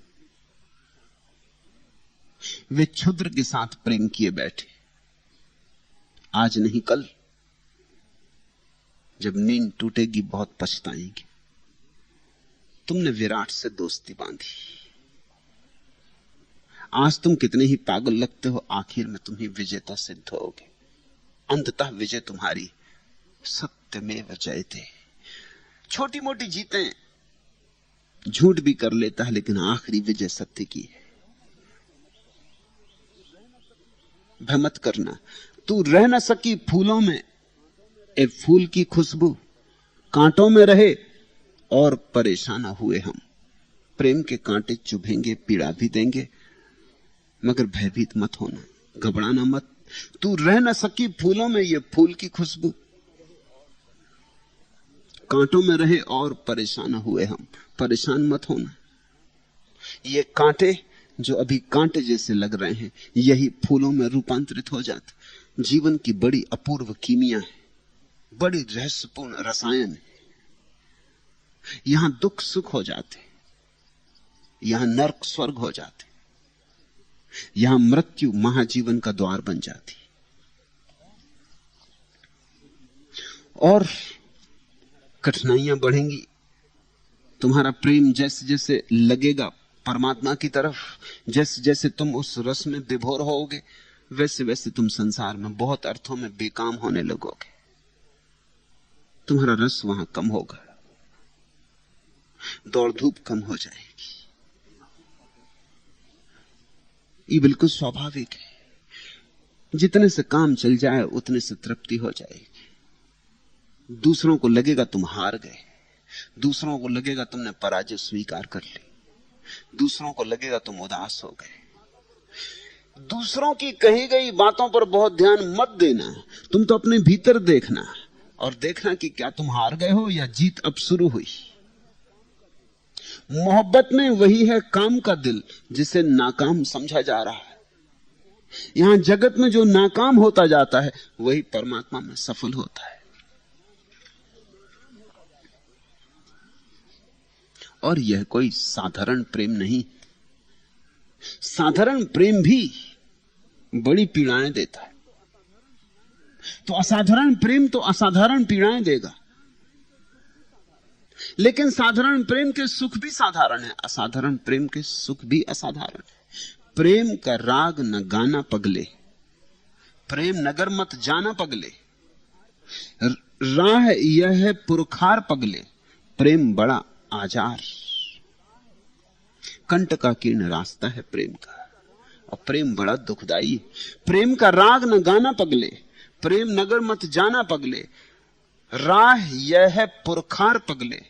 प्रेम बड़ा आजार, प्रेम में रोना ही होता है, जीवन खोना ही होता है। जीत हो या कि हार पगले, प्रेम बड़ा आजार। इस संसार में प्रीति नहीं है, कोई किसी का मीत नहीं है, झूठा जग का प्यार पगले। प्रेम बड़ा आजार, तू ही बता क्या पाया आखिर, प्रीत किए पछताया आखिर, अब रोना बेकार पगले। प्रेम बड़ा आजार। इस जगत का प्रेम, साधारण प्रेम भी बड़ा पीड़ादायी है। सुख की तो थोड़ी सी झलक है, कहीं कभी एक सुगंध आती और खो जाती, दुर्गंध जाता है। एक अंश में कभी कहीं कोई आनंद का भाव उठता है, 99% तो अंधेरा ही अंधेरा। एक किरण कभी फूटती है, मगर उस एक किरण के लिए भी लोग कितना दुख झेल लेते। मैं तुम्हें जिस प्रेम की तरफ ले जा रहा हूं, वहां 100% प्रकाश की संभावना है, 100% किरणें तुम पर बरसेंगी। स्वभावता बहुत निखरना होगा, बहुत जलना होगा, बहुत आग से गुजरना होगा। हिम्मत चाहिए, पागल की हिम्मत चाहिए, हिम्मत चाहिए, जुआरी की हिम्मत चाहिए।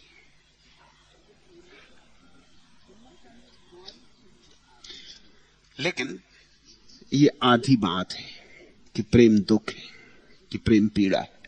प्रेम आनंद भी है, प्रेम मस्ती भी है, वो दूसरा हिस्सा है प्रेम का। और जितनी बड़ी पीड़ा उतने ही बड़े आनंद की संभावना है। पीड़ा ही पीड़ा का हिसाब रखोगे तो जल्दी ही घबरा जाओगे। आनंद का भी हिसाब रखना।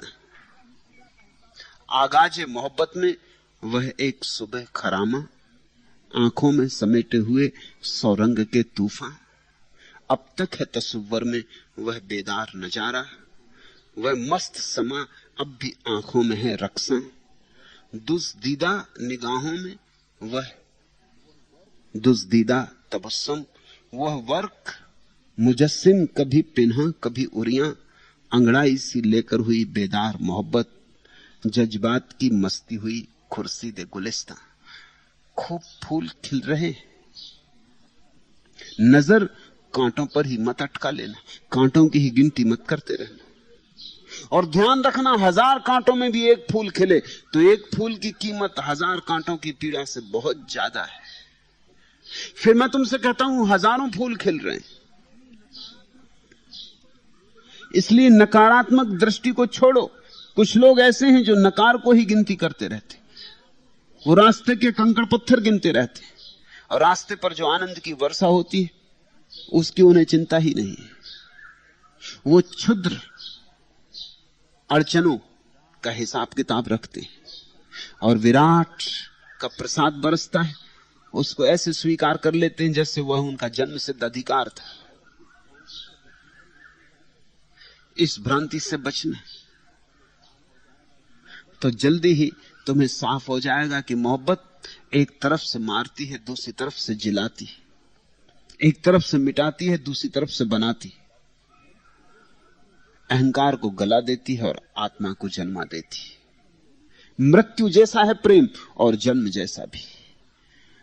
सूली पर चढ़ना है और सिंहासन पर विराजमान होना भी। सिंहासन को देखो, सूली को तो सीढ़ी बनाओ। सूली सीढ़ी है सिंहासन की, और मृत्यु द्वार है नए जन्म का।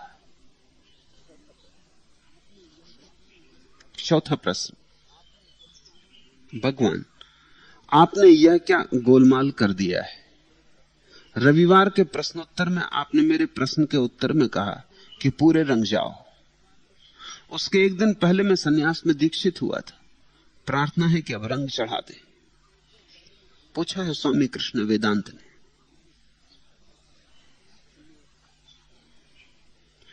सन्यास रंगे जाने की शुरुआत है, अंत नहीं।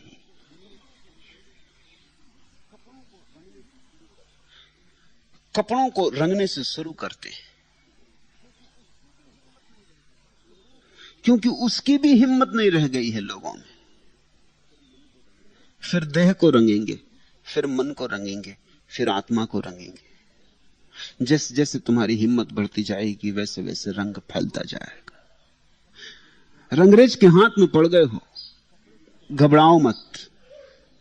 कपड़े से तो सिर्फ शुरुआत है। उंगली पकड़ में आ गई तो पहुंचा बहुत दूर नहीं है। एक बार तुमने इशारा दे दिया कि मैं रंगे जाने को तैयार हूं, और तुमने तो शायद इसलिए दिया हो इशारा कि कपड़े ही तो रंगने हैं और क्या होना है। मगर तुम्हारी तरफ से इशारा क्या मिल जाता है मुझे कि रंगने के लिए तुम तैयार हो, फिर मैं तुमसे दोबारा नहीं पूछता, फिर तुम्हें रंगता ही चला जाता। फिर ये लंबी यात्रा है, बहुत डुबकियां देनी होंगी तुम्हें रंग की गागर में, डुबकी पर डुबकियां देनी होंगी, क्योंकि जन्मों जन्मों से तुम्हारे रंग उड़ गए हैं। तुम्हें परमात्मा की कोई याद ही नहीं रही। तुम कहां छोड़ दिए हो परमात्मा को, तुम्हें स्मरण भी नहीं। डुबकी पर डुबकियां, बार बार चोट पर चोट, हर तरह से तुम्हें जगाने का उपाय, ध्यान से, भक्ति से, प्रेम से, भजन से, गीत से, नृत्य से, शब्द से, शून्य से, शास्त्र से, सत्संग से, हर तरह के उपाय किए जा रहे हैं। परेशान ना हो, रंगने की अंतिम घड़ी भी करीब आ जाएगी। तुमने पहली की हिम्मत की है तो तुम आखिरी के अधिकारी भी हो गए।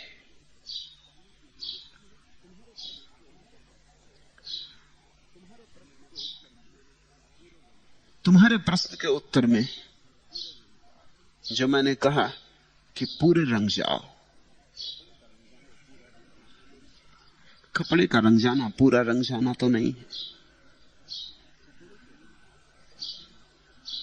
कपड़े के रंग जाने से तो सिर्फ तुम्हारी तरफ से एक भाव भंगिमा सूचित हुई कि मैं तैयार हूं। फिर तुम्हारी आत्मा को एकदम रंगा जाए तो शायद तुम झेल भी ना पाओ। झेलने की क्षमता धीरे धीरे विकसित होती। एकदम से आकाश टूट पड़े तो तुम शायद दब ही जाओ। आहिस्ता आहिस्ता, सने सने तुम्हारी हिम्मत बढ़ती जाती है और प्रसाद बढ़ता जाता है। क्रमिक, जल्दबाजी कुछ आवश्यक भी नहीं है। और पूरा रंगना तो उसका अर्थ होता है सिद्ध हो जाना।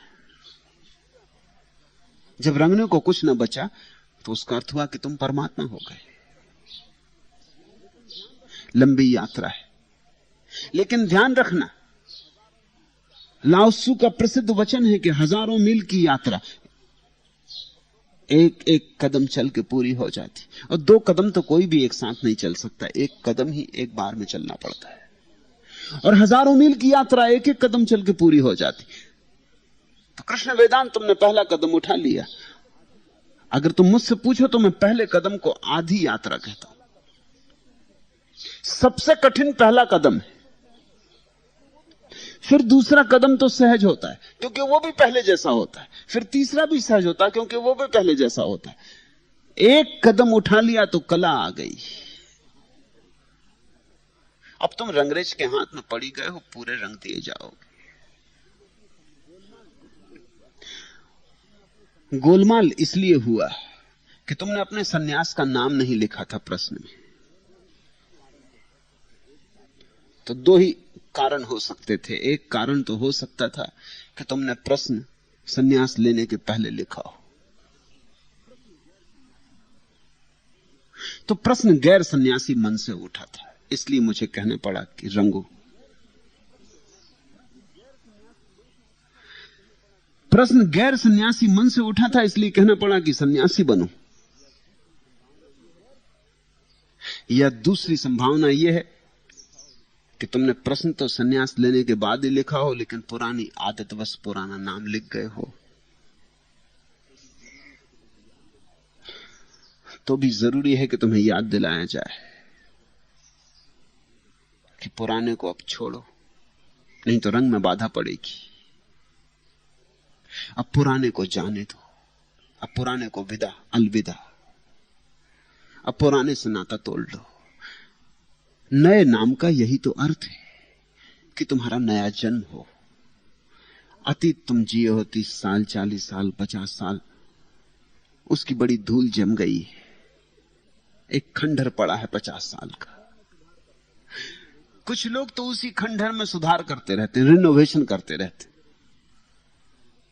वो उसी में इधर उधर सहारे लगाते रहते हैं, ईंटें चुनते रहते हैं। कहीं पलस्तर गिर गया तो पलस्तर कर दिया, कहीं रंग उड़ गया तो रंग कर दिया, कहीं छप्पर टूट गया तो छप्पर नया बिठा दिया। वो उसी पुराने में सारा करते रहते हैं, मगर पुराना पुराना है, खंडहर खंडहर है। मैं खंडहरों के पुनरुद्धार में विश्वास नहीं करता। मैं कहता हूं गिरा दो जमीन तक, हटा दो इसे, बिल्कुल नया ही बना लेंगे। और पुराने में छोटे छोटे फर्क करते रहो तो कभी हो नहीं पाते फर्क, क्योंकि पुराने की ताकत बड़ी होती। 100 चीजें पुरानी, उसमें एक तुम नई डाल देते हो, 99 पुरानी उस एक को भी पुरानी कर लेती। उनका बल ज्यादा होता है। इसलिए उचित यही है कि पुराना अध्याय बंद। इसलिए नया नाम देता हूं, ताकि तुम सन्यास के क्षण से सोचने लगो कि यह तुम्हारा जन्म हुआ। बुद्ध ने अपने भिक्षुओं को कहा था, सन्यास के बाद अपनी उम्र सन्यास के दिन से गिनना। वो ठीक बात थी। एक दिन बहुत मजा हो गया। एक बूढ़ा सन्यासी बुद्ध के चरणों में सिर झुकाने आया। कोई होगा 70 साल का आदमी। और बुद्ध अक्सर पूछते थे कि हे भिक्षु, तेरी उम्र कितनी? सम्राट प्रसेनजित बुद्ध के मिलने आया था, वो उनके पास ही बैठा हुआ था। जब बुद्ध ने उस भिक्षु से पूछी, हे भिक्षु तेरी उम्र कितनी, तो उसने कहा 4 वर्ष। प्रसेनजित तो बड़ा चौंका। 70 साल 80 साल का बूढ़ा कह रहा है 4 वर्ष, कहीं मेरे सुनने में भूल तो नहीं हो गई? उसने बुद्ध को फिर कहा कि जरा फिर से पूछिए, मैं जरा सुनने में चूक गया, ये कितना कह रहा? बुद्ध ने कहा ये कहता है 4 वर्ष। और आप इसमें कोई प्रश्न नहीं उठा रहे हैं। प्रसेनजित ने कहा ये 4 वर्ष कह रहा, ये कम से कम 70 का तो है ही, 80 का भी हो सकता है। बुद्ध हंसे। उन्होंने कहा तुम्हें पता नहीं, हम इस तरह ही गणना करते हैं। ये 4 वर्ष पहले सन्यासी हुआ, उसके पहले जो 66 वर्ष जिया, उनकी क्या गिनती है? वो तो सपने में गए, उनको क्या गिनना है? सपने के कृत्यों का तुम हिसाब तो नहीं रखते हो। कोई तुमसे पूछे कि तुम्हारे पास कितना धन है, तो तुम उतनी बताते हो जितना जागने में तुम्हारे पास है। तुम उसमें वो नहीं जोड़ते जो तुम सपनों में भी होते हो। सपने में तुम्हारे पास करोड़ों होते, तो तुम ये नहीं कहते भाई जागने में तो बस ये 100 रुपए हैं, मगर सपने में करोड़ भी होते हैं, तो 100 धन करोड़। सपने का धन तुम नहीं जोड़ते। क्यों नहीं जोड़ते? सपने का धन धन ही नहीं, मूर्छा का धन धन ही नहीं, मूर्छा का जीवन भी जीवन नहीं है। जाने दो अतीत को। और मैं जानता हूं कि आदत है, छूटते ही छूटती है, जाते जाते ही जाती है, देर लगती है। अचानक कोई तुमसे तुम्हारा नाम पूछेगा सन्यास के बाद, तुम्हें फिर पुराना नाम याद आ जाए। कुछ दिन तक आता रहेगा। सन्यास के बाद भी कोई पूछेगा तुम्हारी जाति, तुम्हारा धर्म, तुम्हें फिर पुराना याद आ जाएगा कि मैं जैन हूं, कि मैं हिंदू हूं, कि मैं बौद्ध हूं। भूलते भूलते भूलेगा। इसलिए भी कहा कि पूरे रंग जाओ, सन्यास हो जाओ। सन्यास लेने से ही सन्यास नहीं हो जाता है। कोई सन्यास लेके भी सन्यास से वंचित रह सकता है।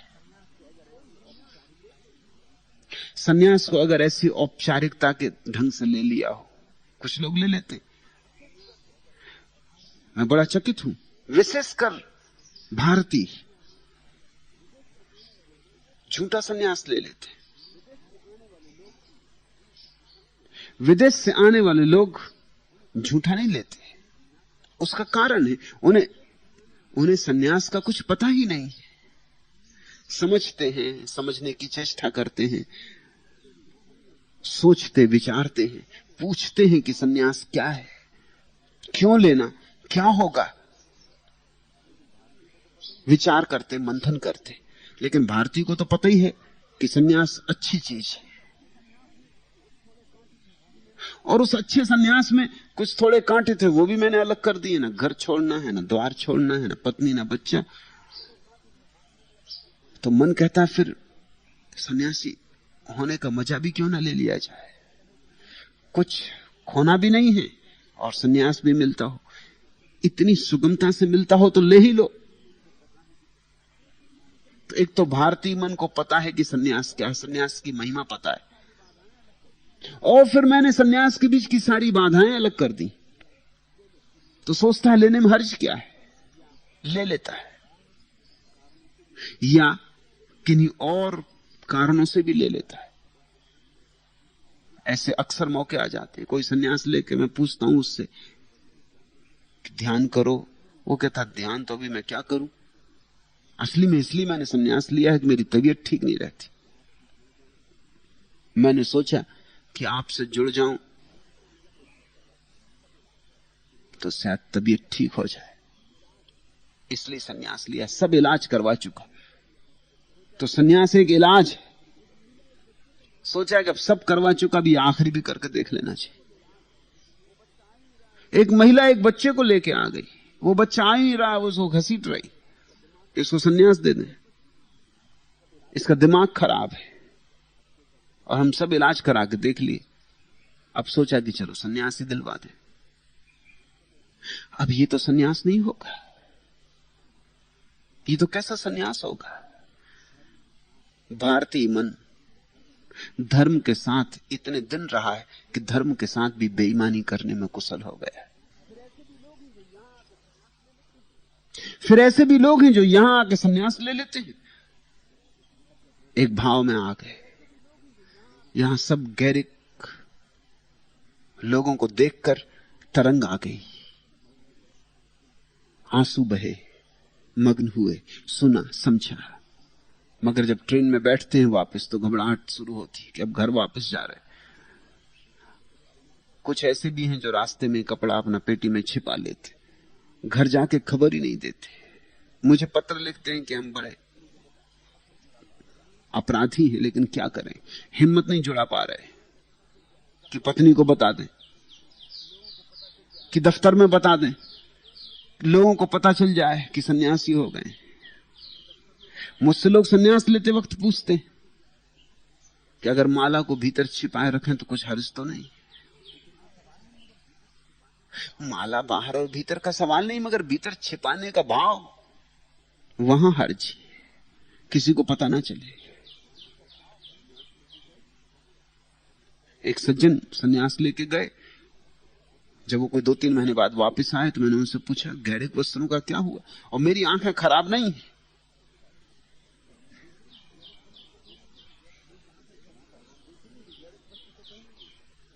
उन्होंने कहा आप देखते नहीं तो गैरिक वस्त्र तो पहने हुए। तब मैंने बहुत गौर से देखा तो पता चला, हां, सफेद रंग में थोड़ी सी झलक है। तो कोई खोजे बहुत चश्मा लगा के तो शायद समझ में आए कि हां थोड़ी सी झलक है। ऐसा धोखा चलता है। वो कपड़े बिल्कुल सफेद मालूम पड़ रहे हैं, थोड़ा सा रंग, एक रत्ती भर रंग में बाल्टी भर पानी में डाल के और कपड़े उन्होंने हिला लिए होंगे। जब मैंने बहुत गौर से देखा, मैंने कहा जरा करीब आओ, मैं जरा और गौर से देखूं, हालांकि मेरी आंखें खराब नहीं है। तब मैंने कहा कि हां मालूम तो होता है। मैं तो समझा कि कपड़े 2-4 दिन से धोए नहीं, यात्रा में थोड़े सफेदी खो गई है।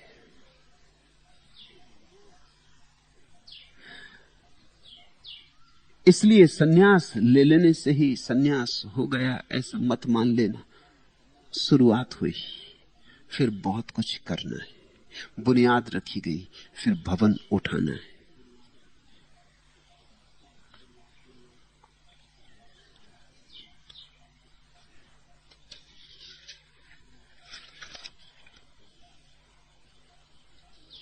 आखिरी प्रश्न, संसार क्या है?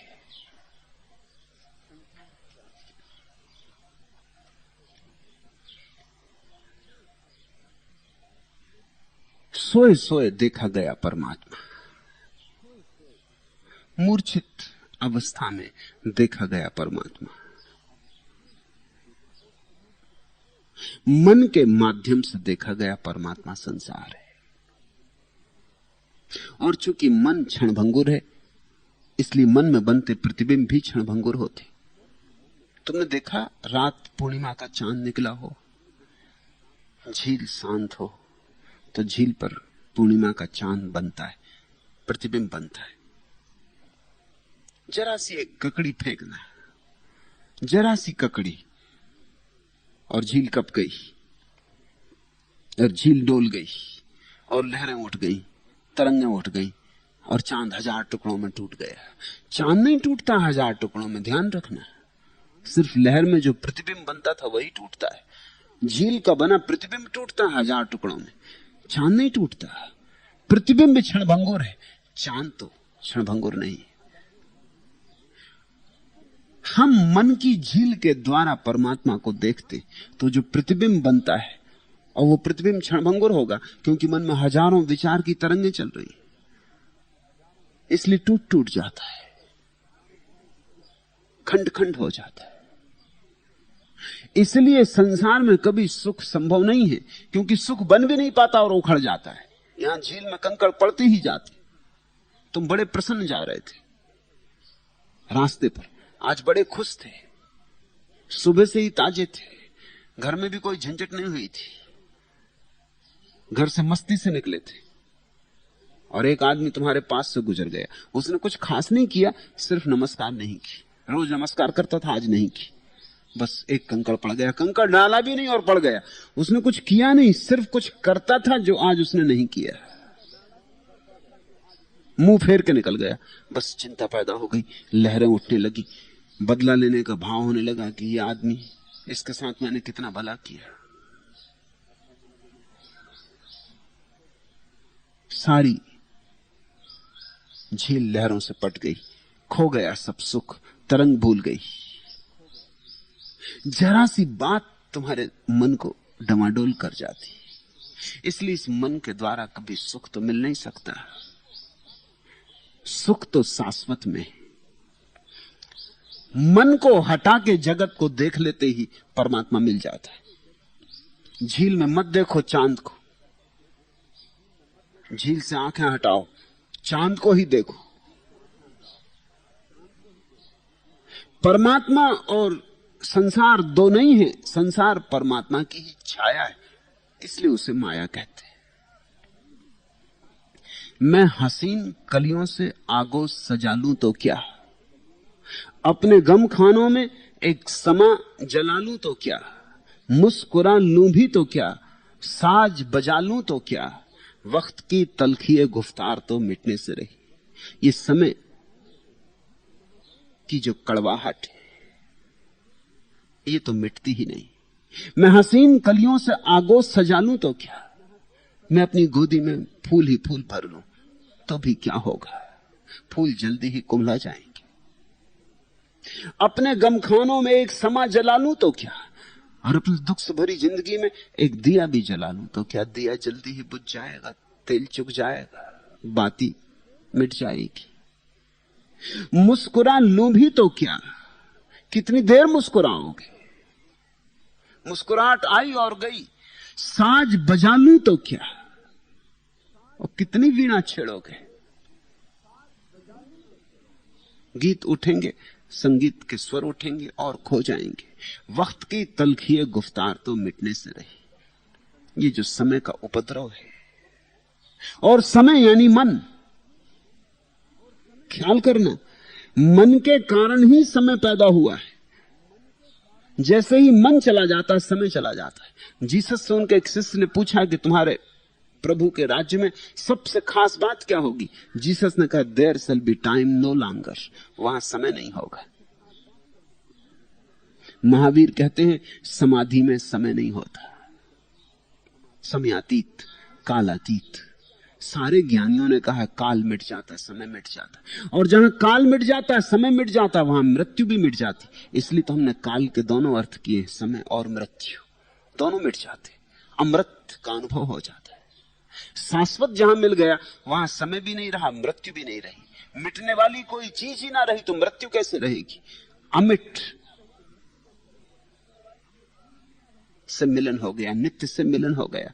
मैं हसीन कलियों से आगोश सजा लूं तो क्या, अपने गमखानों में एक समा जला लूं तो क्या, मुस्कुरा लूं भी तो क्या, साज बजा लूं तो क्या, वक्त की तलखिए गुफ्तार तो मिटने से रही। चूम लूं चांद के सफाक किनारे भी अगर, तोड़ लूं उड़ के यह रंगीन सितारे भी अगर, मोड़ दूं जिस्त के बहते हुए धारे भी अगर, वक्त की तलखिए गुफ्तार तो मिटने से रही। पी भी लूं मस्त निगाहों के इशारों से अगर, तलखिए जिस्त मिटा भी दूं उठाकर सागर, मंजरे गम को बना भी लूं जो फिरदौसे नजर, वक्त की तलखिए गुफ्तार तो मिटने से रही। यह रविश और यह हालात बदल भी जाएं, यह तस्वीर यह ख्यालात बदल भी जाएं, यह शऊर और यह जज्बात बदल भी जाएं, वक्त की तलखिए गुफ्तार तो मिटने से रही। घुट के रह जाएगी एक दिन यह सिसकती आवाज, मुंतसिर टूट के हो जाएगा सिराजे राज, जलवे नास से भर जाएगी आगों से नियाज, वक्त की तलखिए गुफ्तार तो मिटने से रही। सब छिन्न भिन्न हो जाएगा, कितना ही गोद भरो फूलों से, सब छिन्न भिन्न हो जाएगा। कितने ही दिए जलाओ सब बुझ जाएंगे, आकाश के तारे भी तोड़ लाओ सब व्यर्थ हो जाएगा।